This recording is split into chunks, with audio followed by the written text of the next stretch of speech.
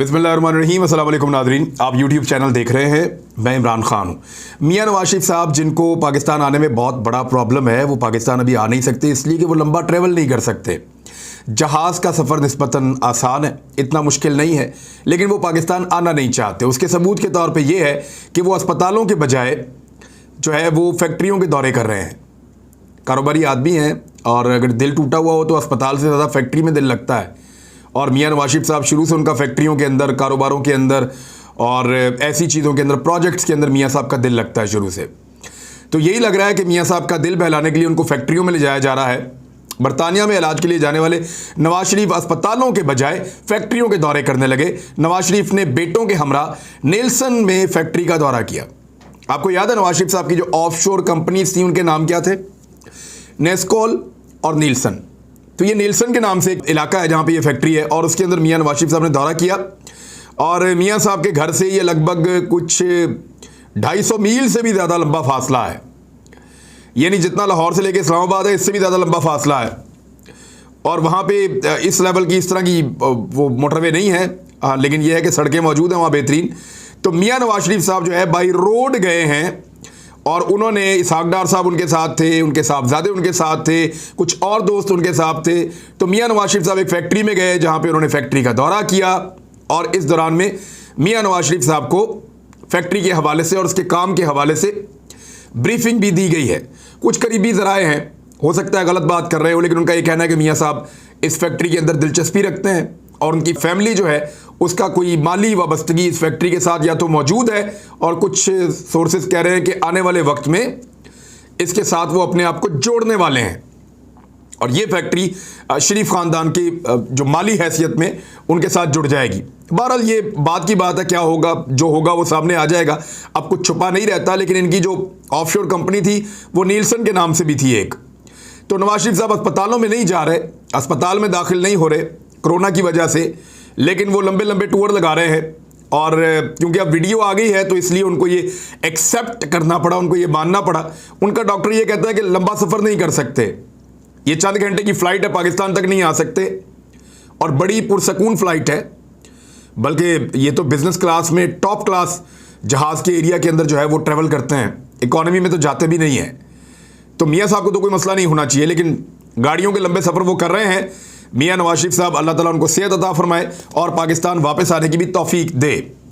अब जो पाकिस्तान के अंदर मियां साहब ने अपनी एक रिपोर्ट भेजी है, वो भेजने की एक वजह है, क्योंकि एक लेटर लिखा गया था शहबाज शरीफ साहब को, और शहबाज शरीफ साहब को जो लेटर लिखा गया था अटॉर्नी जनरल की जानिब से लिखा गया था, उसमें ये वार्निंग दी गई थी कि 10 दिन के अंदर अंदर नवाज शरीफ साहब की बीमारी की रिपोर्टें जमा करवाएं, बसूरत दीगर अदालत के अंदर जाके हम कार्रवाई करेंगे।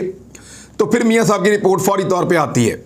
डॉक्टर फयाज शाल जो इंडियन डॉक्टर हैं, कश्मीर से उनका ताल्लुक है, माजी में भी मुतनाज़ रहे हैं, लेकिन अच्छे तगड़े डॉक्टर हैं, दिल के अमराज के हवाले से बड़ा अच्छा उनका काम है। लेकिन जो बीमारियां उन्होंने बताई हैं वो मियां नवाज शरीफ के हवाले से अब यहाँ सवालात पैदा हो गए हैं। माहिर अमराज कल्ब डॉक्टर उमैर असगर, ये पाकिस्तान में एक नामवर हैं डॉक्टर, उनका कहना है कि नवाज शरीफ की मेडिकल रिपोर्ट में जिस बीमारी का जिक्र किया गया है वो उन्हें नहीं है। मेडिकल रिपोर्ट में जिस बीमारी का जिक्र है वो टोकोसोबो सिंड्रोम है। नवाज शरीफ प्लेटलेट्स कम होने की वजह से बैरून मुल्क गए हैं। ये जो सिंड्रोम है इसको कहते हैं ब्रोकन हार्ट सिंड्रोम, यानी टूटे हुए दिल का सिंड्रोम है। ये प्रेशर, दुख, तकलीफ, मुसीबतें और ग्रीफ, यानी ऐसी कैफियत जिसके अंदर लोग शायरी करना शुरू कर देते हैं, ये वो कैफियत है। ये वो कैफियत है जिसमें पुराने लोग मुकेश के गाने सुनते हैं, ये वो वाली कैफियत है। तो उन्होंने कहा नवाज शरीफ साहब प्लेटलेट्स कम होने की वजह से बैरून मुल्क गए हैं, लेकिन रिपोर्ट में प्लेटलेट्स की कमी के हवाले से कोई जिक्र नहीं किया गया और कोई लेबॉर्ट्री की रिपोर्टें भी मौजूद नहीं है। मियां नवाज शरीफ साहब एक चीज़ को बहुत छुपाते हैं, बहुत सारी चीज़ें छुपाते हैं। बड़ा लंबा अरसा उन्होंने फ्लैटों को छुपाया, बहुत लंबा अरसा उन्होंने ये भी छुपाया कि बेनिफिशियल ओनर कौन है, बहुत सारी और चीज़ें भी वो छुपाते हैं, अभी भी बहुत सारी चीज़ें छुपा रहे हैं। और वो खुद भी कहते हैं कई राज मेरे सीने में ऐसे दफन है जो मैं छुपा के रखता हूँ। तो इसी तरह मियां साहब अपनी जो रिपोर्टें हैं, मेडिकल रिपोर्टें, जो ब्लड टेस्ट रिपोर्टें हैं और बाकी ईसीजी और बाकी रिपोर्टें हैं, मियां साहब उनको छुपा कर रखते हैं। प्लेटलेट्स की कमी के हवाले से जिक्र ही नहीं है, ना उनकी रिपोर्टें हैं। तो ये जो ब्रोकन हार्ट सिंड्रोम है ये किसी भी सदमे की शक्ल में हो सकता है और टोकोसोबो सिंड्रोम ख़वातीन में ज़्यादा पाया जाता है और उसका इलाज पाकिस्तान में बिल्कुल मुमकिन है। ऐसी कोई बात नहीं कि पाकिस्तान में इसका इलाज ना हो। शहबाज शरीफ साहब को जब खत लिखा गया तो उसके जवाब में फौरी तौर पे ये फिर रिपोर्ट जमा करवाई गई। अब जैसी भी रिपोर्ट है, ये एक ओपिनियन है डॉक्टर की, ये डॉक्टर की एक मेडिकल रिपोर्ट होती है, एक मेडिकल ओपिनियन होती है। मैंने कल भी आपको बताया था, ये डॉक्टर की ओपिनियन है, नॉट अ रिपोर्ट। ये साइंटिफिक मेडिकल रिपोर्ट नहीं है। इसके ऊपर लोग एतराज करते हैं, जो लोग मेडिकल साइंस को जानते हैं। नवाज शरीफ की वापसी से मुताल्लिक हुकूमती खत गैर कानूनी और तौहीन अदालत है, ये शहबाज शरीफ साहब ने कहा। शहबाज शरीफ साहब ने उस पर 4 नुक्ते उठाए और ये बड़ी अहम बातें हैं जो शहबाज शरीफ साहब ने उठाई। उन्होंने कहा सबसे पहले 4 चीज़ें हैं। एक तो शहबाज शरीफ साहब ने अपने जवाबी खत में ये 2 सफ़ों को उन्होंने लिखा अटॉर्नी जनरल को। उन्होंने कहीं इस बात का जिक्र नहीं किया कि जो उन्होंने गारंटी दी थी नवाज शरीफ साहब को पाकिस्तान से बाहर भिजवाने के लिए कि 4 हफ्ते के इलाज के बाद मियां नवाज शरीफ साहब, मैक्सिमम उसको टाइम बढ़ जाएगा तो 2 महीने हो जाएगा, तो मियां नवाज शरीफ साहब इलाज के बाद पाकिस्तान वापस आ जाएंगे, मैंने इसकी गारंटी दे दी है। उस गारंटी के ऊपर शहबाज शरीफ साहब ने अपने 2 सफ़ों के लेटर के अंदर कोई तस्करा नहीं किया। दूसरा, नवाज शरीफ साहब की सेहत के हवाले से कोई जिक्र नहीं किया गया कि उनकी सेहत कैसी है, वो किस अस्पताल से इलाज करवा रहे हैं और कहां दाखिल रहे, ये भी नहीं बताया। तीसरा, मियां नवाज शरीफ साहब कब वापस आएंगे, शहबाज शरीफ साहब ने अपने इस जवाबी खत में उसके बारे में भी कुछ नहीं बताया। शहबाज शरीफ साहब ने अपने इन 2 सफ़ात के अंदर यह ज़रूर लिखा कि यह तौहीन अदालत है और अदालत के अंदर ज़ेर समाअत मुकदमात पे असरअंदाज होने की एक कोशिश है। यानी अगर शहबाज शरीफ साहब की पार्टी के कोई सीनियर साहब खड़े होकर यह कहें कि जिस जज ने शहबाज शरीफ के खिलाफ फैसला दिया उसका हम घेराव करेंगे, उसको घेर देंगे, उसके लिए ज़मीन को तंग करेंगे, तो वो मुकदमात पे असरअंदाज होने की कोशिश नहीं है। जजों के किरदार के ऊपर उंगली उठाना, उनके ऊपर, उनके करैक्टर के ऊपर उंगली उठाना, अगर पीएमएलएन ये करे या उनकी पार्टी के लीडर्स ये करें या वर्कर ये करें तो फिर वो कोई किसी किस्म का जो है वो तौहीन अदालत नहीं है। लेकिन अगर एक लेटर लिखा जाए अटॉर्नी जनरल की जानिब से और यह कहा जाए कि आपने गारंटी दी थी, आपके कहने पर मरीज को अदालत ने बाहर भेजा था, आपकी गारंटी का क्या बना, आपका मरीज कब वापस आएगा, आपने जिम्मेदारी उठाई थी, आप जिम्मेदारी क्यों पूरी नहीं कर रहे, इसका जवाब दीजिए और मेडिकल रिपोर्टें जमा करवाइए। हमें यह पता चला है कि आपका मरीज वहां पर इलाज नहीं करवा रहा और 2 साल से ज़्यादा हो गए हैं, लगभग 2.25 साल हो गए हैं, वो वहां पर अस्पताल में दाखिल भी नहीं हुआ एक दफ़ा भी। तो ये क्या चल रहा है, इसका जवाब दीजिए। तो इसका जवाब देने के बजाय शहबाज शरीफ साहब ने कहा ये तौहीन अदालत है और अदालत पे दबाव डालने की कोशिश है। हो सकता है कि अटॉर्नी जनरल पे या हुकूमत वक्त पे तौहीन अदालत लग जाए, क्योंकि यहाँ पे हमारे यहाँ पे इदारों में भी ऐसे ही है, स्टैंडर्ड्स यही चलते हैं। यानी शहबाज शरीफ साहब और मरीम नवाज साहिबा या उनकी पार्टी के लोग कुछ भी कहें तो कोई एक्शन नहीं होता, दूसरी जानिब एक्शन जो है वो बड़े सख्त हो जाते हैं और होते हुए दिखाई भी देते हैं। 2 अहम खबरें हैं मेरे पास। एक तो चीफ जस्टिस ऑफ पाकिस्तान नए जो हैं उन्होंने हलफ उठा लिया है और दूसरी खबर जो है वो नूर मुकद्दम का केस हो या जाहिर जाफर का केस हो, उस हवाले से एक डेवलपमेंट है। तो पहले चीफ जस्टिस ऑफ पाकिस्तान के बारे में बताते हैं कौन है। और ये सुप्रीम कोर्ट ऑफ पाकिस्तान के जज है। इमरान खान साहब का जो सादिक और अमीन वाला फैसला था उसके अंदर भी मौजूद थे। नवाज शरीफ साहब की नाअहली वाला जो फैसला था उसके अंदर भी मौजूद थे। पीएमएलएन के जो करीबी लोग हैं वो इनके ऊपर बहुत तनकीद कर रहे हैं और इनको आड़े हाथों ले रहे हैं, बल्कि नाम लिए बगैर वो ये भी कह रहे हैं कि एक और दौर शुरू हो गया है, लोग पुराने अदवार को भूल जाएंगे इस दौर की वजह से। कुछ लोगों ने ऐसे भी कहा इसको। इन्होंने चीफ जस्टिस ऑफ पाकिस्तान का हलफ उठा लिया है जस्टिस उमर अता बंदयाल साहब ने, और मोहतरम जज साहब जो हैं वो सदर पाकिस्तान आरिफ अलवी साहब ने ये हलफ लिया। इमरान खान साहब और वज़ीर दाखिला शेख रशीद, वज़ीर ख़ारजा शाह महमूद कुरैशी, सूबाई वज़रा और मुसल्लह फ़ौज के अफसरान, वकला बरादरी, ये सब इसके अंदर शामिल थे।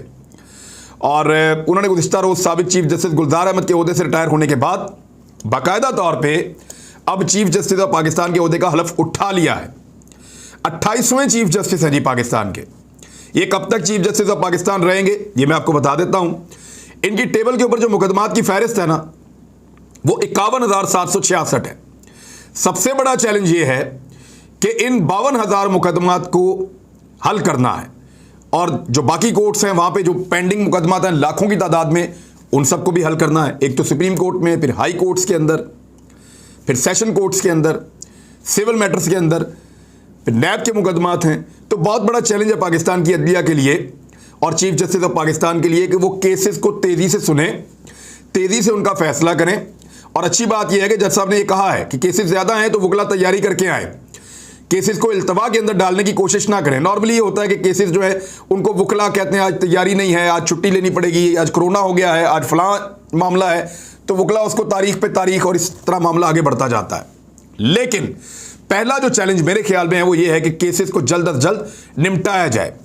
ये 16 सितंबर 2023 तक अपने ओहदे पर रहेंगे चीफ जस्टिस उमर अता बंदयाल। 16 सितंबर 2023 तक अपने ओहदे पर फायज रहेंगे। इस बीच में पाकिस्तान में नए इंतखाबात भी होंगे, यानी एक नई हुकूमत बन सकती है या यही हुकूमत वापस आ सकती है। सूबाई और कौमी असम्बलियों के इंतखाबात होंगे, इस बीच में बल्दियाती इंतखाबात भी होंगे और बड़े अहम उमूर हैं जो पाकिस्तान तय करेगा इस दौरान में। तो उमर अता बंदयाल साहब 16 सितंबर से 2023 तक ओहदे पर खिदमत सर अंजाम देंगे। इससे पहले जब इलेक्शन हुआ था तो साकिब निसार साहब पाकिस्तान के चीफ जस्टिस थे, और उससे पहले जब इलेक्शन हुआ था पाकिस्तान में तो इफ्तिखार चौधरी साहब पाकिस्तान में चीफ जस्टिस थे। और अब जब इंतखाबात होने जा रहे हैं पाकिस्तान में तो उस वक्त जनाब चीफ जस्टिस उमर अता बंदयाल साहब चीफ जस्टिस होंगे पाकिस्तान में।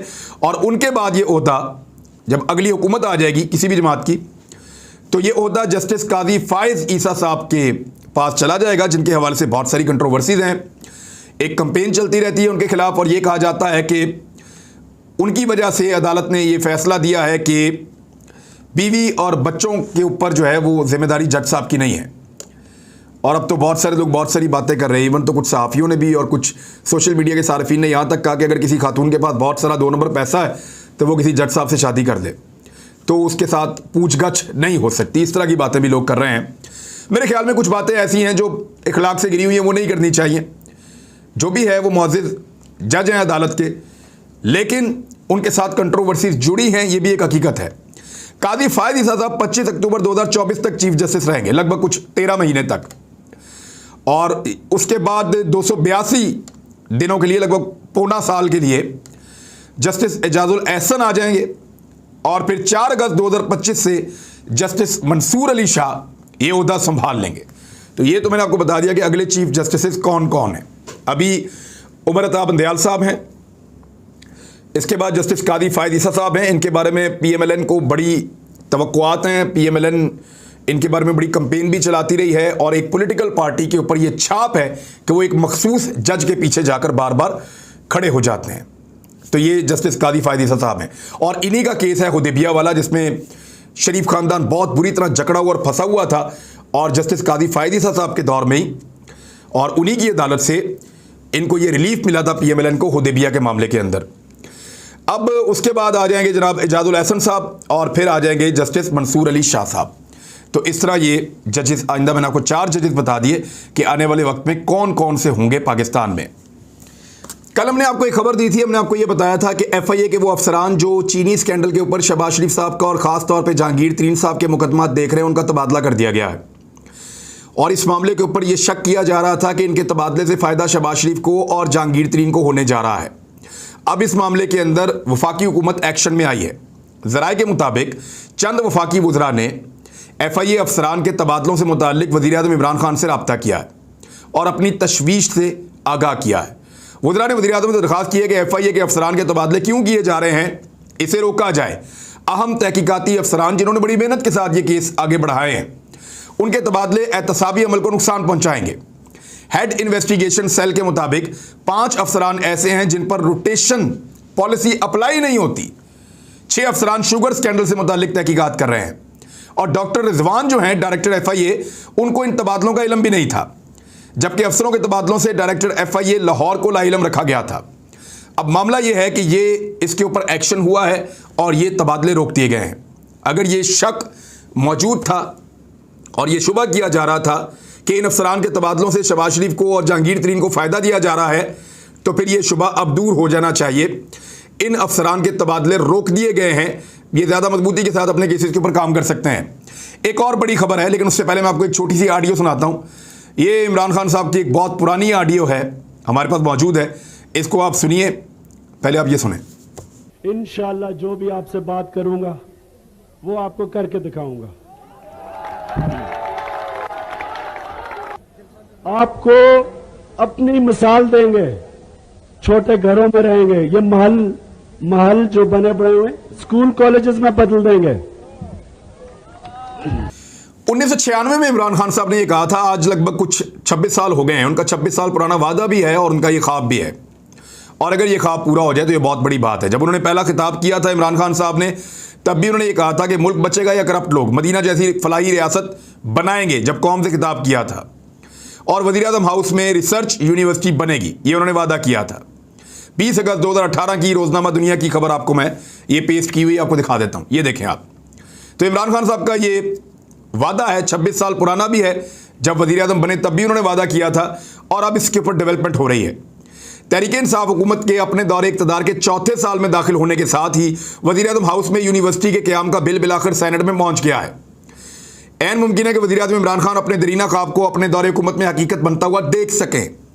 यह बिल कौमी असम्बली से मंजूर हो चुका है, पहले याद रखिएगा। पहले इमरान खान साहब का आइडिया था, उन्होंने उसके बाद टेक्निकल काम करवाया, उसके बाद ये कौमी असम्बली में गया, वहां से मंजूर हो गया, जिसके मुताबिक इस मंसूबे का आगाज किए जाने के बाद इसे मुकम्मल होने में 72 महीने लगेंगे। ज़राए ने बताया कि हुकूमत इस बिल को जल्द अज जल्द सेनेट से मंजूर करवाने की कोशिश कर रही है, ताकि आइंदा मौसम बहार के सेशन में दाखिलों के लिए यूनिवर्सिटी को किसी भी किराए की इमारत में फ़ाल बनाया जा सके। यानी इसके अंदर कुछ हिस्से होंगे यूनिवर्सिटी के, और कुछ प्राइम मिनिस्टर हाउस में भी होंगे, एक रिसर्च का सेक्शन होगा पूरा, और एक और कोई एरिया लेंगे, वहाँ पे भी इसको बनाएंगे। और इसको जल्दी शुरू करने के लिए, ताकि ये कानून का हिस्सा बन जाए और शुरू हो जाए, बच्चों को दाखिले मिल जाए। जब एक दफ़ा बच्चे दाखिले ले लेते हैं तो उसके बाद वो यूनिवर्सिटी नहीं हटती, वो फिर चलती रहती है। लिहाजा वज़ीर-ए-आज़म पाकिस्तान ने फौरी तौर पर करने के लिए अगले स्प्रिंग सीज़न में, मौसम बहार में, इन दाखिलों के लिए बंदोबस्त करने का फैसला किया है। तो एक अच्छी खबर है, एक वादा है जिसको पूरा करने की कोशिश कर रहे हैं। देखना यह है कि उनके साथी उनके साथ खड़े रहते हैं इसमें, या एस्टेब्लिशमेंट या बाकी जो ताकतवर हल्के हैं वो इसको कबूल करते हैं या नहीं। अब तक के लिए इतनी, अपना ख्याल रखिएगा, अपने इस चैनल का भी। अल्लाह हाफ़िज़।